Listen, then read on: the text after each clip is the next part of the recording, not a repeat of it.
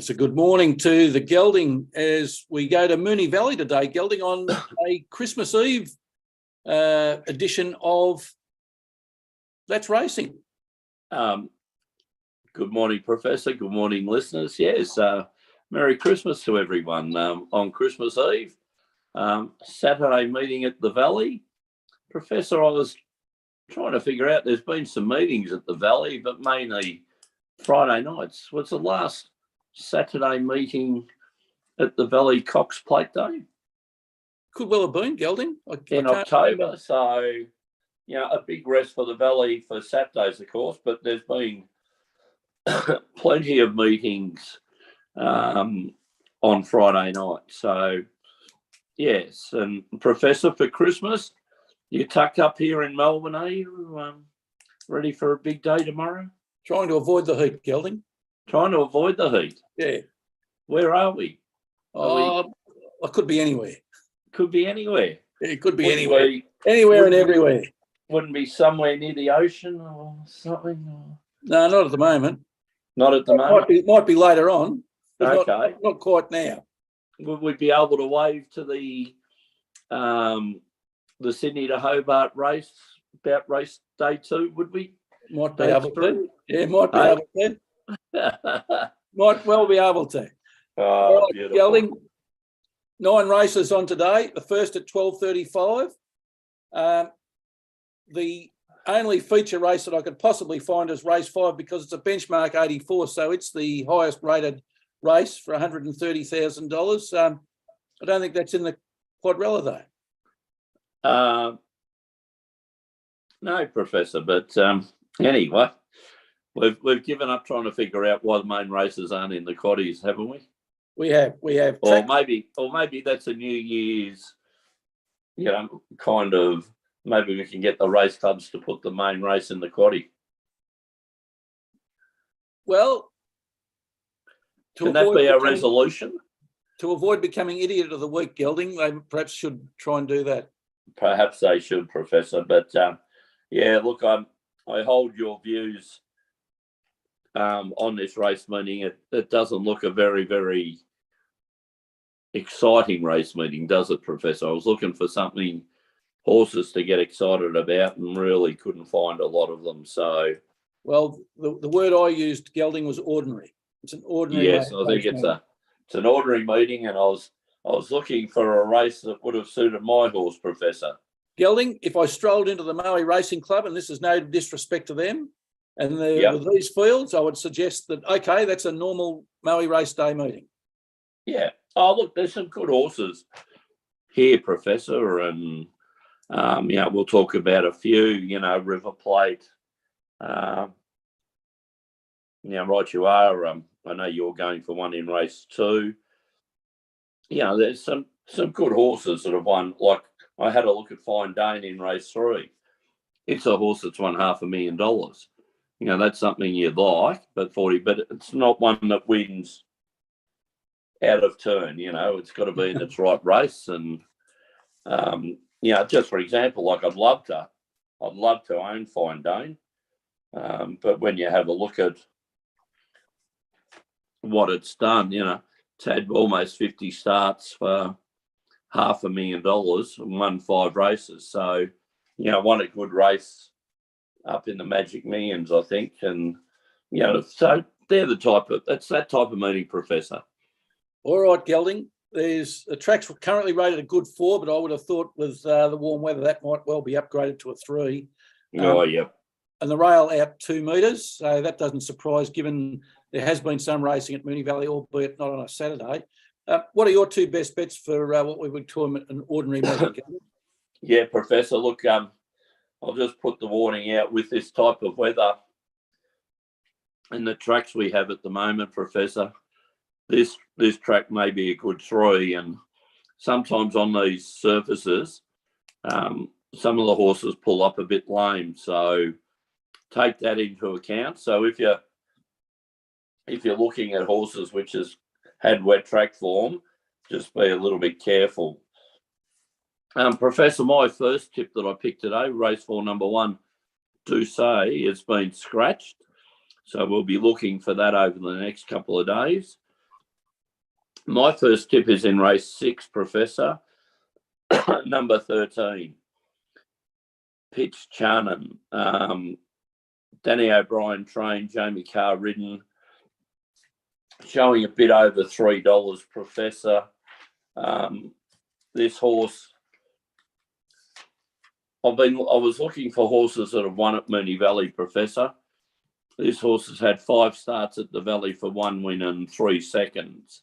So I like horses that have performed at the Valley. Recent form has been quite good. Trud 2 seconds at Moonee Valley on their Friday night meetings. Hopefully Danny O'Brien and Jamie Carr can get this horse to across the line. So I'm hoping to start the day on race 6, number 13, Pitchanen. Professor, then go to race 7, horse 5, River Plate. This horse has all of a sudden hit form with 2 wins at Sandown, Professor. It's had 1 start at Moonee Valley and is not placed, so that worries me. But I think this horse's form's turned around the last couple of starts. Previously, it had 9 starts for no wins, a couple of seconds and a third, Professor. It's now won its last 2. So, it's got 2 wins, 3 seconds and 2 thirds out of 11 starts. So that reads a little bit better than how it did after 9 starts. Trained by Buxton and Young down at Cranbourne, to be ridden by D. Moore, showing round about the 250, Professor, the old 6-4.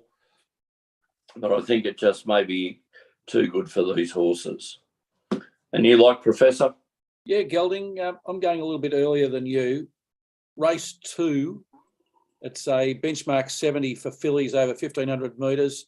I like in that race horse 1, Gelding, Bubbly Lass, coming out of barrier 2. It's had 17 starts for 3 wins and 7 placings for an 18% win rate and a 59% place rate. In my opinion, Gelding, it was a good thing beaten last time at the Valley. It was swooped on by Bellini Miss, which came out of the clouds. Yeah. Coming along the straight, Gelding, Bubbly Lass had already accounted for Vasilia, which it's running against today. Vasilia didn't seem to have much ping. Certainly Bubbly Lass seemed to. It's being ridden by Matthew Cartwright, who's claiming 1.5 kilos, the 20-year-old apprentice. He's got an 11% win rate, which is not bad for a 20-year-old apprentice, Gelding. Oh, he's a good rider. Coming out of the Mar Eustace stables, who are in career form over the last 18% win rate. You can get $3.40 and $1.40 at the moment, Gelding. So it could well start a little bit longer than that. So I think it's good odds for each way punters. I like it, Professor. Up in class, I do notice Pitchanen, of course, is staying in a benchmark 64, whereas Bubbly Lass steps up to a benchmark 70 and is top weight, but with a claim of 1.5, comes in nicely, you would have thought, with 58.5 kilos in this, Professor. So, yeah, I like it, and hopefully you can get us away to a nice start in the parlays. Well, hopefully, Gelding, with fingers crossed.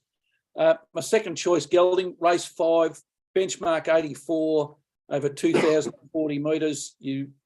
Number 7, Vegas Night, coming out of barrier 1, 39 starts for 4 wins and 12 placings for a 10% win rate and a 41% place rate. Now, Gelding, normally that would steer me away from a horse like this, but over its last 4 starts, it's had a 4th, 2 thirds and a win. And that win was at the Valley over the same distance as today. And it beat your tip in race 6, Gelding, Pitchanen. So Yep. I did a bit of homework to see why the improved form of the horse. Change of trainer in May. to Yes, Nick a very Ryan. good trainer. Yes. And I apologise for before, Professor. Pitcher Can didn't race against Bubbly Lass. I had them mixed around. Sorry. Yeah, no, raced against Vegas Diet and it knocked that off. So it also got one of its thirds, Gelding, was in a listed race at Pakenham last start. So there's a lot to like about this horse, and at $3.90 and $1.55, it's very hard to go past. Blake McDougall, Gelding, he's in a standing form at the moment. 14% win rate over his career, but over his last 50, 20%. He's riding a lot for Peter Moonee these days. Yeah, and sorry, go on, Gelding. Yeah, so, and the Moonee stable is firing, but so is the Ryan yard too, Professor. So you've picked well. Well, Gelding, you make the right point there. Nick Ryan, over his career, 15% win running, but over the last 50, also 20%. And you know my saying, Gelding, winning form is good form. So at $3.90 and $1.55, I think you could do worse than to have a bit of a flutter on that one. Well, nice each-way odds. Professor, a bit worried about the toppy, though? Yes, I've put that in as the threat. Right you are. Yeah. Yeah, no, I do have that as the threat, Gelding. I'm just ignoring the threat for the time being. All right, okay, we're putting the threat down. Yeah, with the Mar Eustace and Ethan Brown. But anyway, we'll see how we go. Yes. All right, the very successful Professor's Parlay, Gelding. Yes, very successful. It's done well for us this year, Professor. It has. And may I just remind our listeners and some of those fellows in the background there in the photo and that have done quite well out of that racing this year.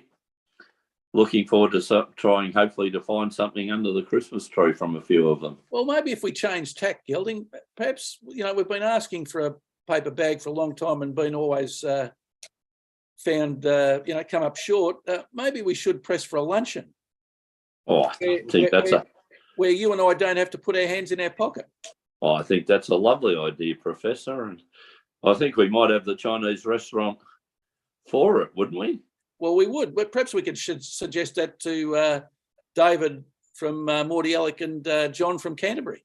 Yes, and not forgetting the giraffe. Oh, that's right. He's taken the tips and sometimes added a few to it for these big multis that he likes. All right, Gelding, last week's parlay. We got 2 out of 3 ain't bad again. Oh, well. The Chiefs and the Eagles saluted. Aaron Bay, Gelding. Aaron Bay. Favourite. What happened to it? Ran 7th of 10. Yeah. I had very disappointing. I checked the steward's report today. The rider said the horse over-raced, failed to respond to his riding when under pressure and was disappointing. So he did use one of the words that I used. I must admit, Gelding, I had a close look at the race again. Aaron Bay raced 4 wide from the race and was checked at the 800. So no wonder it didn't have any gas in the tank when it came to the sprint at the end. You've got to love these little jockeys, don't you? Is that an S-hit ride, Professor? Could almost amount to one, Gelding. Could almost amount to an S-hit ride. This is a horse that, it'll bounce back. Aaron Bay likes to get on pace. So I'd imagine, the jockey's trying to get it on pace, but you got to do something. You just don't sit there, do you, Professor? 4 wide. No. I understand if you get them breathing right, you can sit 3 wide and get your horse comfortable. But 4 wide, you got to be travelling another 20 metres, don't you, than the horse on the inside fence? At least. And that's just basic maths. So, I don't know. And they say a length, 6 lengths is worth a second in racing. Yeah. So, if it's riding 20 metres further, there's 3-4 lengths that the horse has got to run faster than the winner. Exactly, Gelding. So, anyway. One other thing. As we said in this forum before, Professor, when we pick horses on form, their previous performance, and we presume, we can only hope that they will get decent rides. We can't factor in what jockeys are going to slaughter horses. because even the best jockeys can ride one or two fantastic races and slaughter two or three of them. So let's see what happens this time, Professor. One other result that caught my eye from the racing last week, Gelding, was your selection in race 1, River Noir. Yep. 220 favourite, beaten by the stablemate She Dances. Yes. At 10-1. If I went back and looked at the race again today, Gelding. She Dances looked like it should have been favourite. Yes. Yes. No comment. David from Moonee Valley did send me, as you know, a text just to say a little bit of no bad luck. I was fortunate enough to be at a Christmas function with family, Professor, so I only got to see the replays. And I did one of your famous little things of I shook their heads and said, "Oh dear," "Oh dear." Oh dear. All right. What do you do? Let's get on to today's racing now, and today's Professor's Parlay, and we're looking for a big run from River Plate, race 7, horse 5, currently showing $2.30. And let's parlay that into the Buffalo Bills, who, although they're playing away at the Chicago Bears, the Buffalo Bills first in the AFC. They've won 11, lost 3, a points differential of plus 135, playing the last placed NFC Chicago Bears, who've only won 3 out of 14, minus 68 points differential. That's good enough for me at $1.24. The only reason we're getting $1.24, Gelding, is because the Buffalo Bills are away. Yep. It'll be about. But the cold of Chicago certainly won't be worrying Buffalo, Professor. No, it won't, Gelding. I took that into account to see if that might have been a filter, but it wasn't. Let me tell you, if the Buffalo Bills were playing at home, this would be $1.01. Yep, and it would be a white field, wouldn't it, Professor, on Christmas Day? Oh yes, it would. And let's parlay that into the Kansas City Chiefs playing at home to beat the Seattle Seahawks. Kansas City is second in the AFC. They've also won 11 and lost 3. Points differential of plus 92. Seattle Seahawks mid-table in the NFC, the 7th. Won 7, lost 7, so it's a 50% season for them. First time I've seen it, Gelding, points differential, 0. But that makes sense, doesn't it? If you've won 7 and lost 7, yep, 0 points differential. They've won the games they've won equals the games they've lost in points as well. Yep, beautiful, Professor. That's what you call a 500 season, isn't it? It is, Gelding. It is, and the parlay currently showing 4-1. Beautiful, Professor. Let's hope we can get a nice little Christmas fill up for with the Professor's Parlay.